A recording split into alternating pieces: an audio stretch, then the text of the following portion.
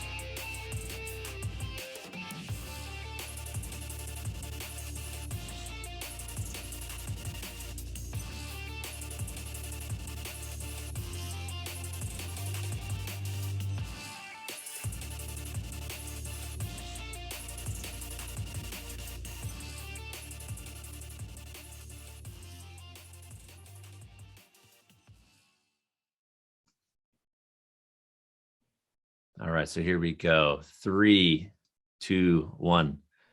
Hey, everyone. Welcome back to the Human Powered Life podcast. We have another amazing guest, and you can see, if you're watching this, you can see by his hat, you know what we're talking about. We're going to be talking about sleep and the power of sleep, and we're talking about vitamin S, right? So this is Devin Burke. Welcome, brother. Yeah, thanks for having me. I'm excited to talk sleep with you. Yeah, me too. Sleep is one of my favorite things. I probably don't get enough of it all of the times, being that I track it. But what I would love for you to start with is some of your story. You know, how do you get involved with studying about sleep? Because it's not like, hey, I'm going to wake up one day and, what I want to study? Sleep. Like, it's like, huh? But yeah, obviously you're an expert at this point. So what was like the guide that brought you there? honestly, so sorry to disappoint, but it's not my own pain. I don't have a sleeping issue. I have the opposite. I'm actually an incredible sleeper, so much so that I used to take it for granted before I understood how powerful and important it was. But long story short, I was going to become a doctor of physical therapy. Took a 2.5-month backpack trip through Europe, got back, realized, hey, I'm not passionate about this. I don't want to spend another 3 years and 150 grand in school. Was a little bit lost. Met somebody that was working with a health coach. Had no idea that was a thing.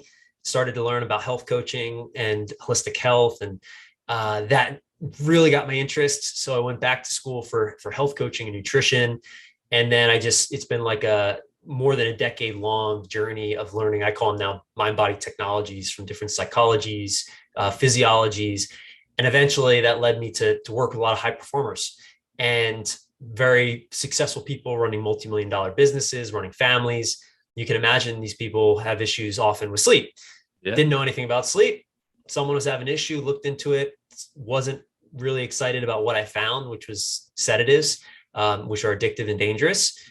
There's, cognitive behavioral therapy for insomnia. I said, okay, that's interesting, but I saw some holes in that approach as well. And I said, well, let me dive into this, learn a little bit more about it. And the more I dove into it, the more I got excited about it. And then, I started to to apply some of the things that I learned from these other modalities that I'd studied, and started to get results. Got results for this one person. That if I got one person, I get up thousands, millions, hundreds of thousands, and that leads me up to what I do today, which is helping people across America sleep.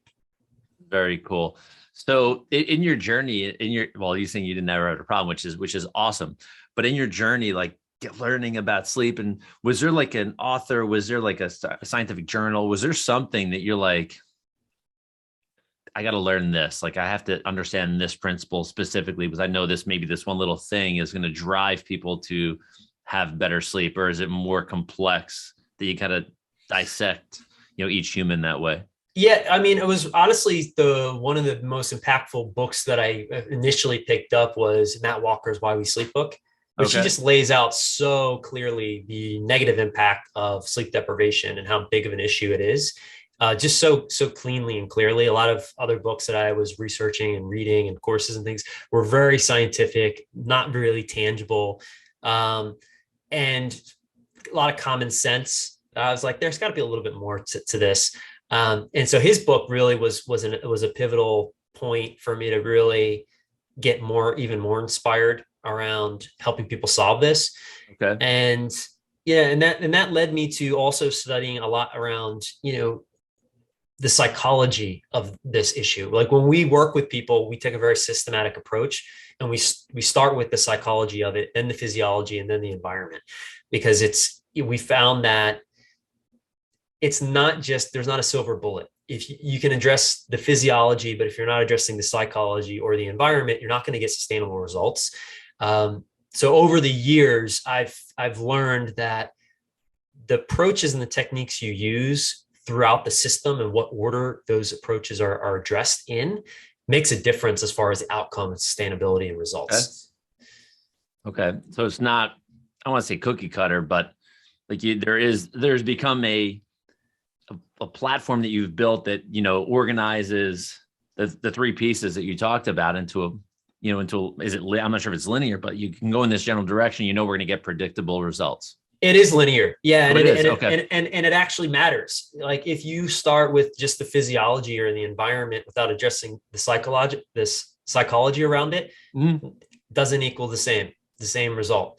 Okay. If you start with the psychology, but you don't bring in any physiology or environment, not the same. There is an equation actually, cool. All right. to troubleshooting, at least in removing the barriers if you have real sleep issues.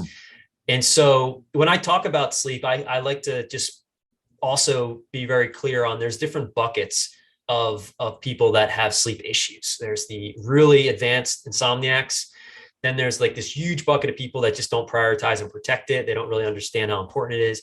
And then on the other side of that, there's high performers that are optimizing every aspect of their life. And they realize that, they're sleeping a third of their life and they want to make that third the best third it can be. Totally different demographics, and different approaches and different methodologies work sort of depending on who I'm speaking to. Okay. Fair enough. So yeah, because certain advice or techniques or strategies for a certain group of people actually might be counterproductive for another group, if that makes sense. Got it. Yeah. 100% makes 100% sense. So let's do this. Let's look at the problem then, because I know a lot of people, I practice as a chiropractor in New York City, like we were talking about earlier before the show. So I see people that are, high performers in business that have, most of the people I take care of don't have a 9-to-5 job. They have kind of all sort of sporadic, whether it's running their own business or they're a waitress or a bartender or whatever it may be, right? Like there's not a cookie cutter. I don't feel like I don't work in suburbia, if you will, where a lot of people have a job where they know they're going to be at their office at 9 and they're home at 5 and they have the rest of their evening or whatever it may be. So when we start talking about people that have, just we'll call it an average person, not a high performer. When I start missing out on my sleep or I'm not getting good sleep or bad sleep, what are the things that start to show up in their lives? Like how would someone know, even if I go, man, I think I sleep 8 hours. I think what are the bad things that show up? Well, first, sleep affects every aspect of our life. So our mental performance, our ability to regulate emotion, our ability to read emotion, memory, energy. Literally, there's not one area of your life that doesn't link back to sleep. So if and sleep often is, or poor sleep is a reflection that something's out of balance in your life or in your health, usually both. So you can't really separate your day from your night or your night from your day. So if you are finding that you're waking up and you're lethargic, you're tired, you're super hungry, you're not, you eat, but you're not full, your hormones are off, you have low sex drive, you're foggy, probably there's something that you're either doing or not doing that's not allowing your body to restore itself throughout the night, which is really the main purpose of sleep. It's restoration and recovery. And so, measuring it is really important. There's great devices. I think I saw you. Are you wearing an Oura ring? Yeah. Yeah. Which is like the gold standard for sleep tracking these days. But you can't manage what you don't measure. So measuring it and having something like that to actually gain feedback off of would be like the first place to start. I'm glad to hear you say that. Yeah. I mean, well, you can't, I like to say, so you can't manage what you don't measure, but you can't master what you don't measure either. So, and in these devices, they're not perfect, but they give us trends. And that's what I'm always looking at. I'm looking at, okay, well, if you make some new decisions or you experiment with something, how does that affect you over time? And they're pretty good at consistency and feedback on consistency over time. So like, for instance, if you cut out alcohol, oh, wow, okay, I noticed that I cut out alcohol and all of a sudden I get more deep sleep. I feel more rested. Okay, great. That's working. Or I limit my caffeine, or I stop drinking caffeine at a certain time. That was my trick. That was for me, was that. Yeah. So I'm like not a big drinker, but caffeine, if I know like now, like to the minute, like if at 2:01 p.m., if I have like caffeine, my sleep is ruined. Well, there's a reason for that. I mean, our bodies go in, our metabolism and our bodies go in these cycles and these rhythms throughout the day and throughout the night. And certain chemicals, and caffeine is a drug, is a chemical, is going to have, there's an effect to that cause, right? So you can start to play the cause and effect game, which makes it kind of fun because now you can get motivated to make some of these changes that are sometimes challenging to make. And until you have that feedback and it's tangible, it becomes hard to make those changes sustainable, which is, so I always like to start with, hey, let's first just get a measurement on like what's going on, so that we can start to troubleshoot some of these other areas. Well, I think, it's interesting because, looking at your, at your website, we have, sleep coach, but also you're a health coach, right? So Yes. I think they're essentially what can be one and the same because you need to be sleeping to be healthy, right? For sure. Absolutely. So when you do and I think this is really interesting, like when you do your intake, you're not just focusing only on the sleep. Like you said, you're going to be looking at you have to be looking at so many other factors, right? Like food and movement and all of like I call the PEC, the physical, emotional, chemical parts of their lives, to actually say, okay, this isn't going to impact your health, which should hopefully impact should impact your sleep and vice versa, right? It's like, it's a win-win. Yeah, it's like a chicken or the egg because it's one, if your sleep impacts your life impacts your sleep. So, and yet you have to look at it holistically. And the health coach, sort of having a lens of a health coach and studying nutrition and physiology, and as well as a lot of different modalities and psychologies, allows me to help guide people through those, navigating the little nuances and the little distinctions that actually make a big difference. And also having a system and a process and an order makes a big difference. So so when we do an intake form and we're looking at somebody that needs support, we're asking a lot of specific questions about their life. What's your diet like? How is your mood? How is your relationships? How is your relationship to stress? What's your stress blueprint? How do you handle stress? Do you smoke? Do you drink? We're really looking at every area of somebody's life because we want to find the barriers that is creating a dis-ease or disorder. And we want to correct those. We want to put place techniques or strategies or tools, both in the mind and in the body, as well as habitually, so that somebody doesn't have to deal with sleep issues. Because you don't, it's natural. It's a natural process. And we just get in the way of that natural process. Be doing it. Right. Yeah. It's like your heart beats, your lungs breathe. Sleep is not something you can force or control. It happens when you allow it to happen.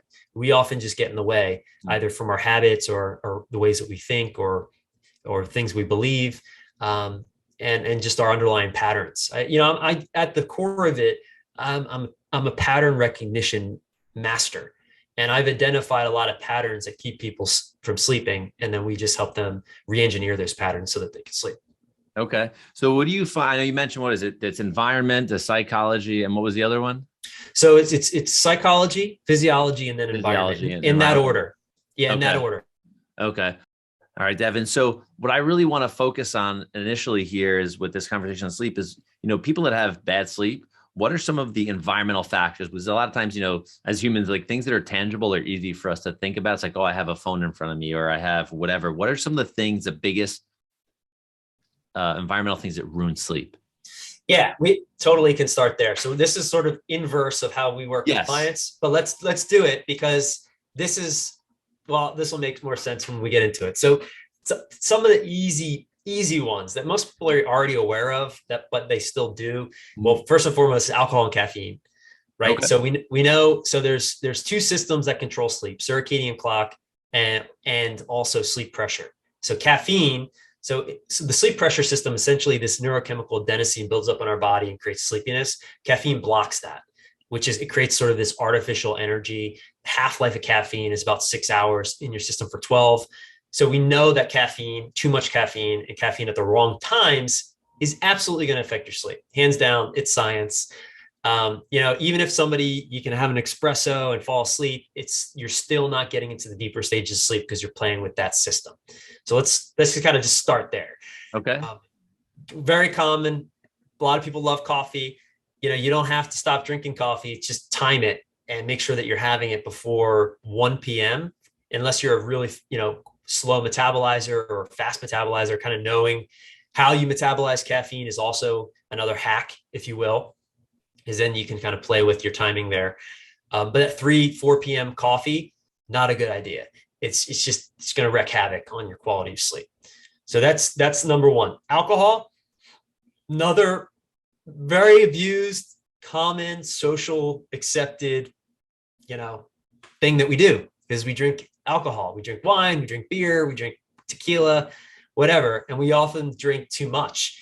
And alcohol, unfortunately, it disturbs our sleep quality. You're not going to get into the deeper stages of REM sleep. It's going to dehydrate you. Again, you don't have to stop drinking alcohol altogether, but there's certain alcohols and timing. Really, what's important is the timing. Okay. So having alcohol like a nightcap right before bed, not the best idea. Having a nice glass of high quality, biodynamic grown red wine, or like really nice clean tequila, like a reposado or añejo at dinner, not gonna have such a big impact. So timing is also important here when we're talking about these like environmental sort of lifestyle factors, because you want to live your life. If you enjoy coffee, if you enjoy alcohol, it's not about depriving yourself of these things, but it's about being smart and understanding, well, you're prioritizing certain things over sleep. And that's a mistake, because it will bite you in the butt long term because of, and so I'll shut up for a second, but is that?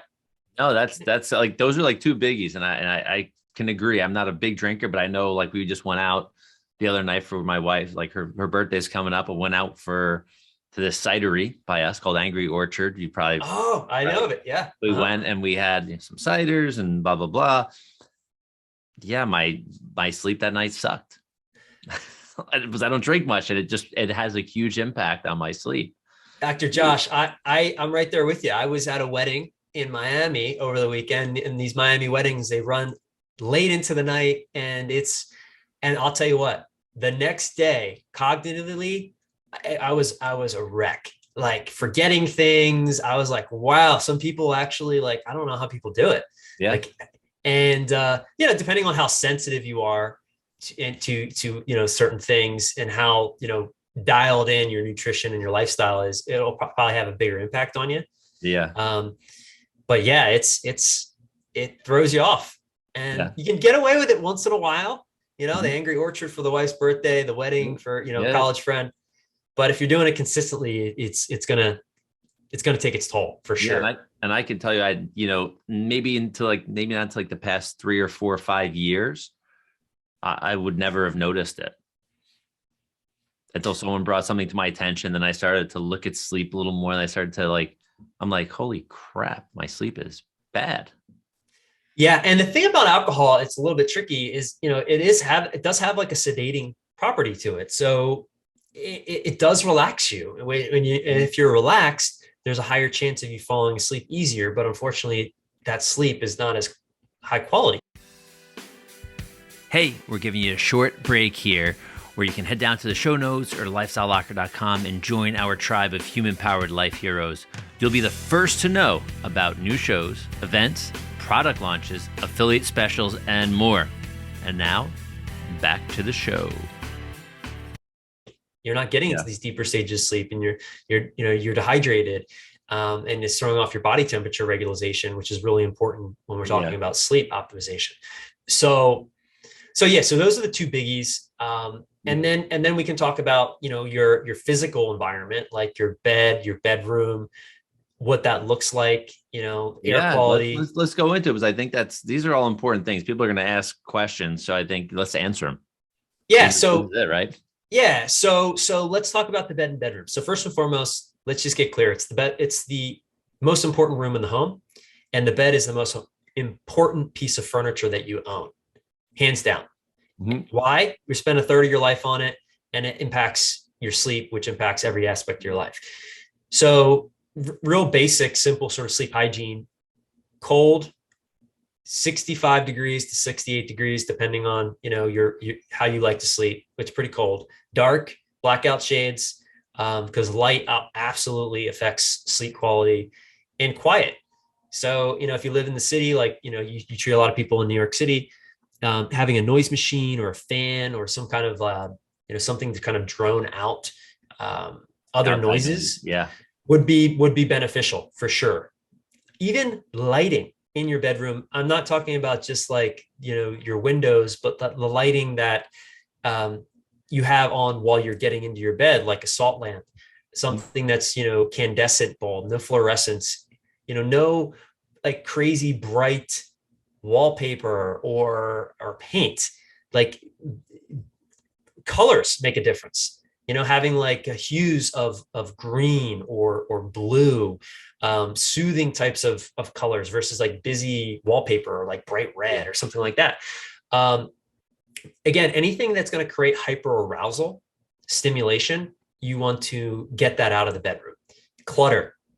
It's in my house, we have a lot of drawers that you open it up and it looks like a bomb went off in the drawer. And I open it up and I kind of like have a little anxiety attack when I look at it. You don't want that in the bedroom. You don't want, clothes everywhere and a bunch of stuff. You want to keep it clean and simple, because again, we want to reduce the amount of stimulation. And especially for people that live in a city like New York, because you are hyper stimulated to the max, just walking out your door. And then there's the technology piece, right? Most people have their phones. Unfortunately, a lot of people have TVs. They're watching the news, they're scrolling, checking emails, scrolling social media. Again, more hyperarousal, which is going to equal less quality sleep. So get all the tech out of your bedroom. I mean, it's just not serving you. So then I'll share something that we do, and I'm asking essentially for approval from the sleep guy. Yeah. So we have an overhead lamp, like a fan in our bedroom, which is always off. Like the light's always off on that, but we have we put in bulbs that are red. Yeah. In our, like on each nightstand. So those are on, like, as we go into the room, like there's never like right now in my studio here, like there's not like bright light. I've read something somewhere about red lights about maybe years ago. And like, that's when we decided, all right, we're just going to do red lights in a bedroom. It's kind of eerie looking, weird, but it's totally used to it at this point. But it's Halloween in your bedroom every night. Yeah. But sexy. It could be, right? So we have that. And and you mentioned technology, like scrolling, but what about the actual like energy? I'm not sure if that's something you even talk about or get into, like having like your phone on. Like most people use their phone as their wake up machine or their alarm clock, whatever you want to call it. Like mine's on airplane mode. So I use mine as my alarm clock, but I have an airplane. I don't want Wi-Fi near me. I don't want any of that stuff near me. Do you find that impacts people's sleep? It does. I mean, and there's a lot of research both ways for electromagnetic frequencies disturbing circadian rhythm and cellular, health. Mm-hmm.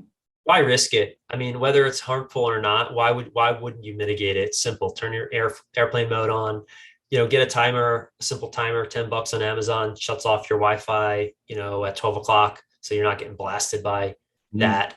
Why wouldn't you mitigate? I mean, you don't have to go all crazy and get like a, EMF blocking sheets and like a EMF blocking mosquito net around your bed, although that might help. Yeah. I know people that sleep in pyramids, like that, like copper pyramids above their bed and have all types of, like EMF paint and all that. Yeah, cool. Like if you want to go that far, do it. I don't think it's going to hurt as long as you're not obsessing over it. And there's like Faraday rocks and things like that, like different stones that people, put around their beds and crystals and things like that. Cool. Like if you're into that, go for it. I don't think it's going to hurt.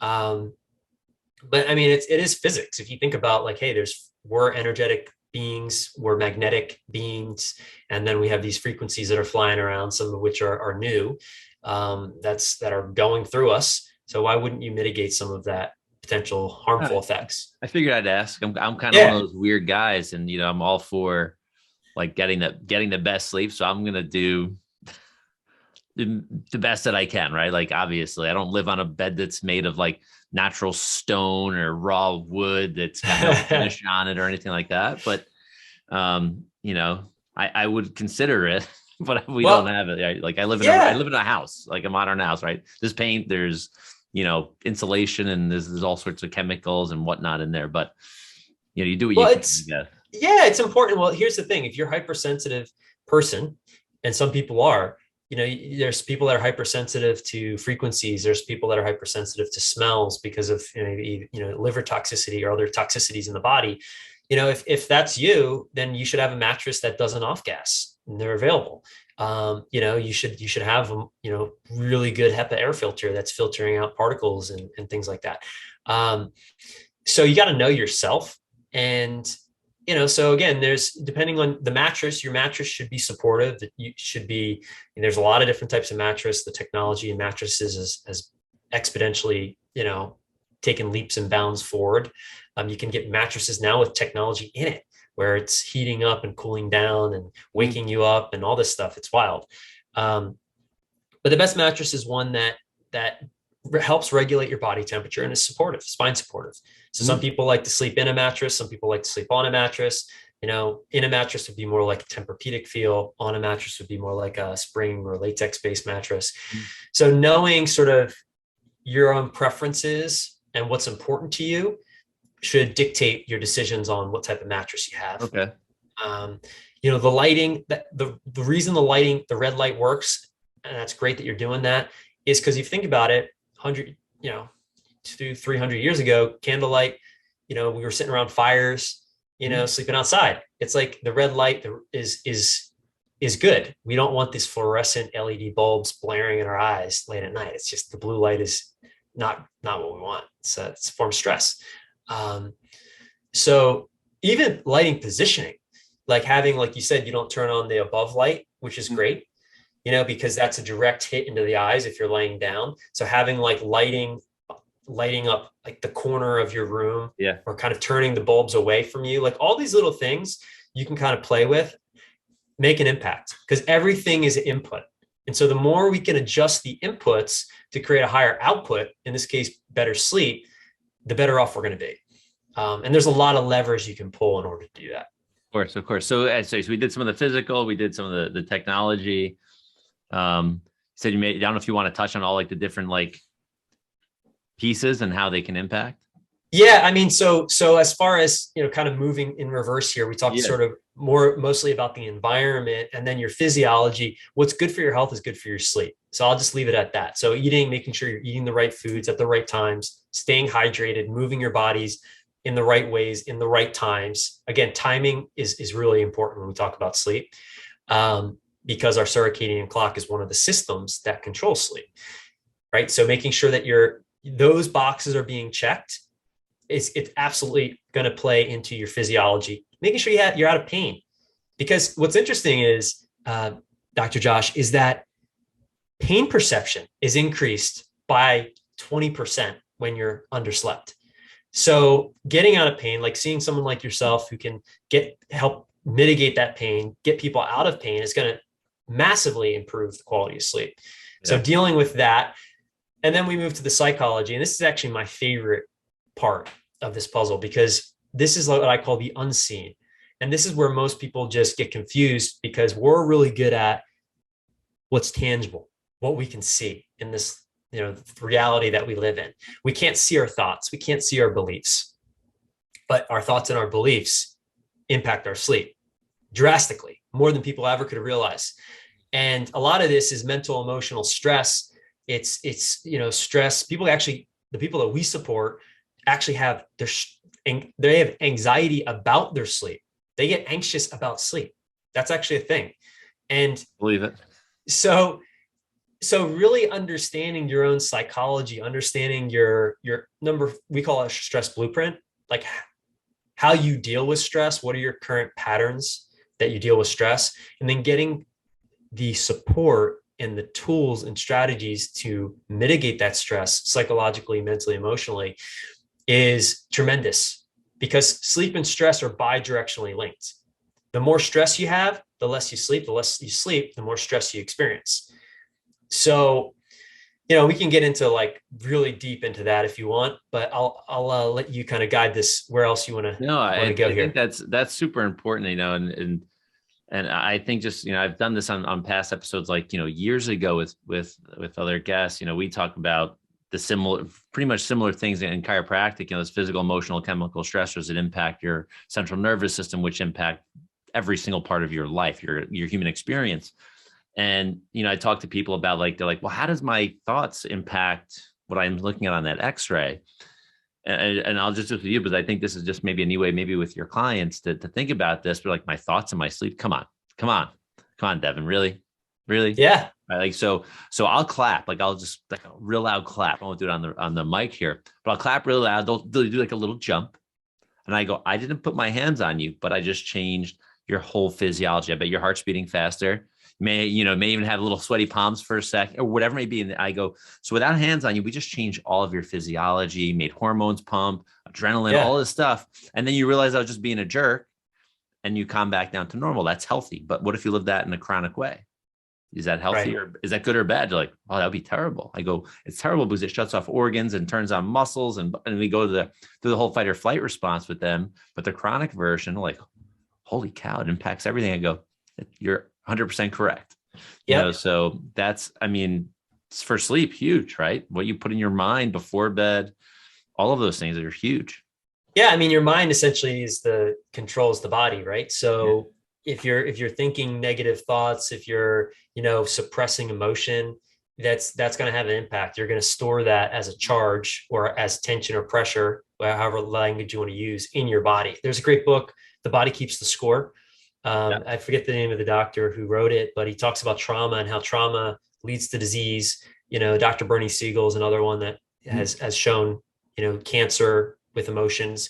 So, our thoughts are things, our emotions are, impactful, and they absolutely play a role. And, a lot of people totally just disregard that because they can't see it. So I love that exercise. That's pretty cool to kind of help have people have an experience of that. Yeah. So with when you're working with someone in for sleep specifically, and you go through this process, are you recommending that they're, like you mentioned, an Oura ring? Are you recommending get an Oura ring, get a Whoop, get a X, or do it and this is how we're going to be able to measure? Because I'm just wondering, how does he measure with them? Yeah. We do use an Oura ring. So, in the past, before all these devices actually got more accurate, you'd use like a sleep diary, which was horrible because, number one, they're not accurate at all because you're in and out of consciousness. Number two, it causes you to look at the clock, which creates just more hyperarousal. And some people still use sleep diaries. I'm not a huge fan of sleep diaries because of what I just mentioned. So we do measure using an Oura ring. We also do subjective measurements like intake forms for people to say, hey, makes sense. Yeah. So you get the data as well as the subjective sort of personal opinions of how somebody's feeling. And you measure and track all across these three areas. This, making psychological changes, making the physiological changes, and making the environmental changes. And you can see as you make these changes in how you think and how you act and what you do and what you don't do, you can actually see your scores start to improve. You can see that your sleep latency is improving, your sleep maintenance, insomnia, you're able to fall back asleep faster. If you do wake up, you can kind of start to tangibly see these things, and that creates motivation and allows people to continue to do what works. Yeah. So the people that are finding you, are most people finding you because they are insomniacs? Or are they finding you because, like, what's like the main, like, oh man, I just found this guy, Devin, I was looking up because of X, Y, and Z. Like, what's like the main trigger? Yeah. So for most people, we support people that have tried the medications, tried the acupuncture, tried the functional medicine, have tried the psychology, and they're still not sleeping. We're usually people's last resort, not their first, unfortunately. And a lot of that has to do with just not a lot of people know that we exist, or that this approach. So that's one of the reasons I do these podcasts, is to help people say, hey, there's someone and a system out here based in science that can help you besides medication, if you're open to it. And so, but mostly, people that are in pain, and a lot of pain, are the ones that we support and take action. If, if you have a little bit of a sleep issue and it's not that big a deal, it's not impacting your life, you're not going to take the time to make all these changes and really make the level of investment that we require in order for us to support you. So we really deal with people that are like in a really bad, dire situation where they're not sleeping. They're in crisis. They're in crisis. It's like do or die moment. And most of the cases, we have a very high success rate. We're able to help these people if they're willing to do the work, because it is work. It's not as easy as taking a sleep medication. Isn't that the case with everything? It is. You got to do the work. Yeah. So we like to work with people that take action. If somebody is not willing to take action, we're not willing to work with them, because nothing's going to change. So we really do, in our evaluation process, as much as someone's evaluating us and our approach, we're evaluating them, because we care about results. We have a great track record for people. And that's, so we're careful about who we work with as well. Oh, that's great. I love that. I love predictable results. I mentioned that in my practice as well. Like, that's why we do what we do. And we're very specialized in that sense. So let's do this. Where are the best places for people to actually get more information? And I know you also mentioned something for the audience as well. Yeah. So Sleep Science Academy for people that have sleep issues. All the social channels, Devin Burke Wellness is the handle that, we put up a lot of content on YouTube, specifically a lot of really good stuff on YouTube videos and that nature. On our website, we have a sleep quiz for people that are interested in learning a little more about troubleshooting, why they might be sleeping poorly. We have a masterclass that's free, and also my book, is a great place to start. It's a bestseller on Amazon. It's on Audible, and it's also on, paperback. So there's all the ways. Good. So everybody, make sure your website is probably the best target, right? To find all of it, right? Like, yes. Go to the website first. And we'll definitely have that in the show notes, but I want everybody to hang on.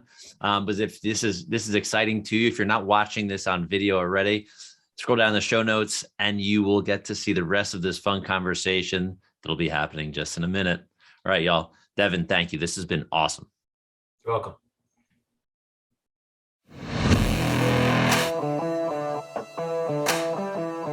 Thank you for tuning into this episode of the Human Powered Life podcast.